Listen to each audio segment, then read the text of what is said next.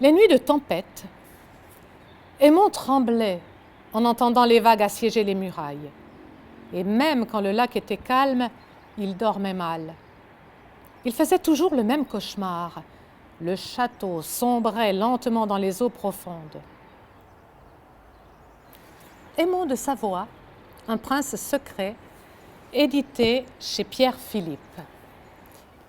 Le héros de ce roman a vécu un certain nombre d'années dans le château qui est derrière moi, le château de Chillon. Pourquoi avoir choisi de parler d'Aymon de Savoie alors que dans sa fratrie, c'est le moins connu de tous? C'était un peu pour le réhabiliter dans la mémoire. Et aussi parce qu'Aymon de Savoie s'est retiré pour mourir très jeune encore sur un plateau qui domine la ville où j'habite. Et cette mort m'intriguait.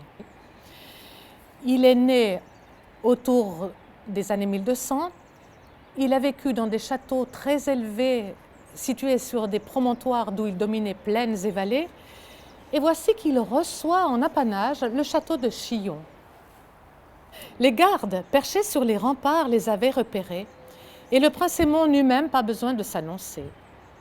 Le pont-levis s'abaissa lentement dans un tintamarre de chênes et de poulies. Des gens affluèrent de tous côtés pour accueillir le convoi dans la première cour. Le sujet du livre, eh bien, c'est un amour interdit. Comment expliquer autrement que quelqu'un soit aussi morne et pensif toute sa vie? Baignée dans la lumière de fin d'après-midi, vêtue d'un chintz blanc à manches amples, elle avait l'éclat d'une reine. Il la contemplait sans rien dire, caressa des yeux le pourtour de son visage, ses fossettes rieuses, ses lèvres vermeilles et même sa gorge lisse. Peu après, Lison disparaîtra et c'est alors que commence la quête d'Aymon, qui est le sujet principal de mon livre. Pour la retrouver, Aymon va parcourir tout le territoire de la Savoie, du Valais et aller même jusqu'en Italie, en faisant des rencontres improbables, des lépreux, des brigands, des marchands, des ermites, en vivant des aventures périlleuses.